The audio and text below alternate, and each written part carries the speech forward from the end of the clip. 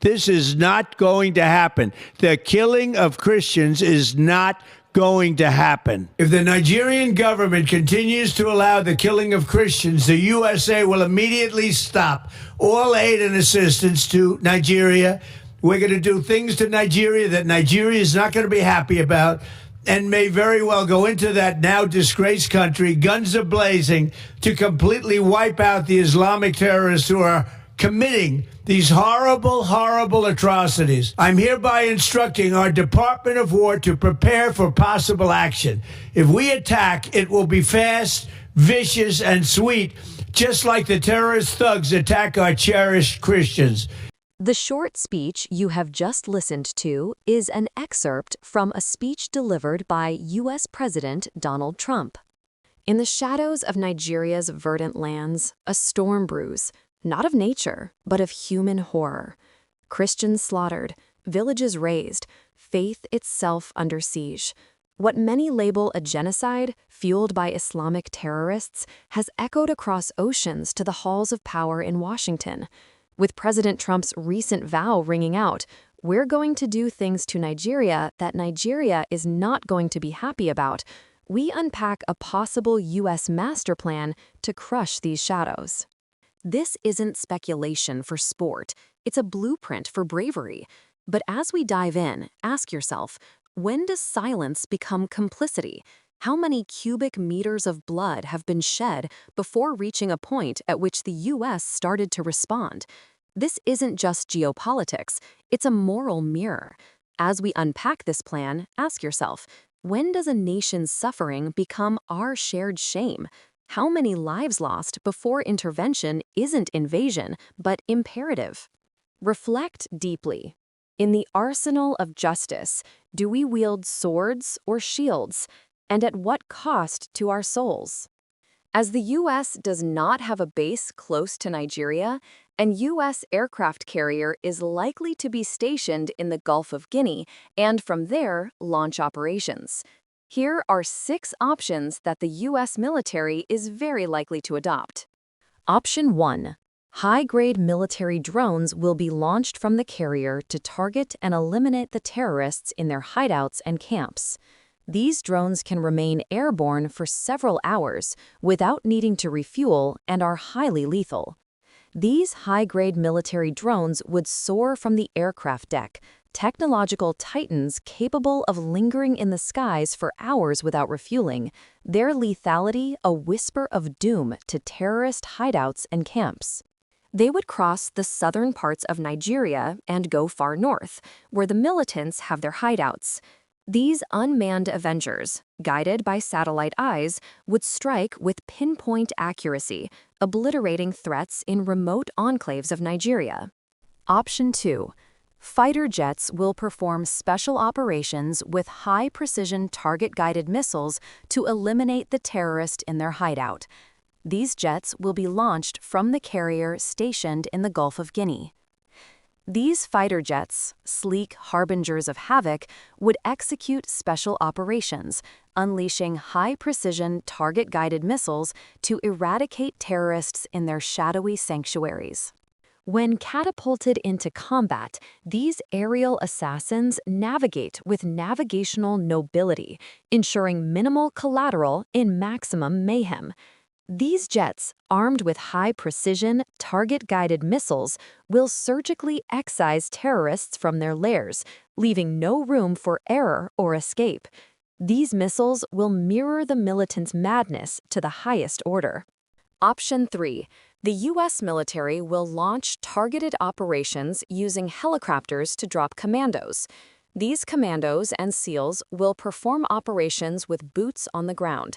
Once they have completed their mission, they will board the helicopter and return to their base on the sea in the Gulf of Guinea, i.e., offshore Nigeria in international waters. These targeted helicopter operations would deploy highly trained commandos, elite warriors dropped into danger's domain for boots-on-the-ground grit. Infiltrating under the night's veil, they would take out and neutralize the terrorists, then ascend back to the sea where the carrier is located. Option 4. high-precision target-guided cruise missiles launched from the sea to target and eliminate the Islamic militants. From the sea's depths, high-precision target-guided missiles would launch, arcing across horizons to eliminate Islamic militants with explosive exactitude.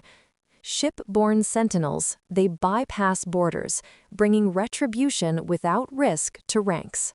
These high-precision missiles launched from sea depths will cruise for miles in the air and will take out Boko Haram in their hideouts. No fanfare, just finality from afar. Option 5. The alleged Christian genocide in Nigeria is reportedly being sponsored by some Nigerian politicians and other leaders. We all know what started Boko Haram. Everybody knows. It was started in Borno by the then Borno governor, Ali Sharif. He is still roaming the streets freely.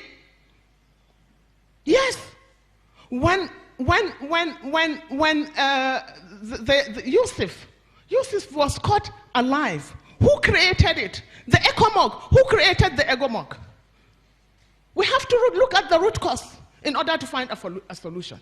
The root cause of that problem, as we know it today, is Ali Sharif. He used them for his own political machinery. The USA is likely to involve the Mossad style of doing things. They will go after all the sponsors of the terrorist groups and eliminate them.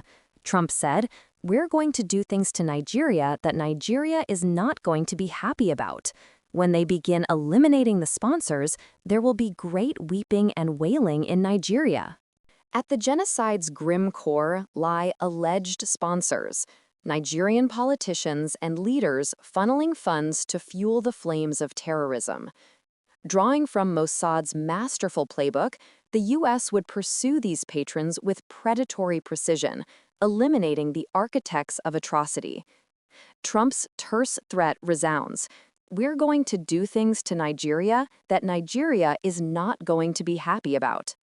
As sponsors succumb, perhaps in accidents or abrupt absences, Nigeria would echo with weeping and wailing, a dirge for the deposed. Imagine intelligence intricacies unraveling empires of evil. Option 6.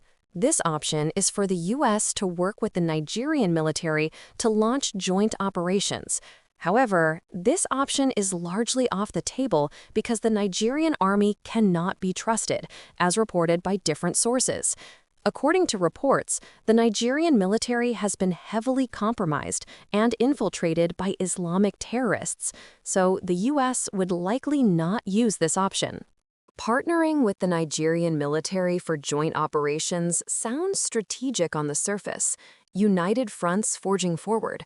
Yet this avenue is very likely to be abandoned, as reports and intelligence reveal that the Nigerian army is riddled with compromise, infiltrated by the Islamic terrorists it should thwart. The U.S. will likely forge ahead alone without the trust-tainted Nigerian military. According to many sources, any alliances could result in ambushes and heavy casualties for U.S. commandos. In this imagined blueprint, from a show of sea power to shadowy reprisals, America might act as an accelerant for change, seeking to end the slaughter of Christians. Yet the mechanics are not the whole story. The real question tugs at deeper truths. Will these moves silence suffering or summon new ghosts? As custodians of global conscience, do we protect mercy or inherit culpability? Nigeria's nightmare asks us to rise to our better angels, to choose whether indifference will be our gravest sin.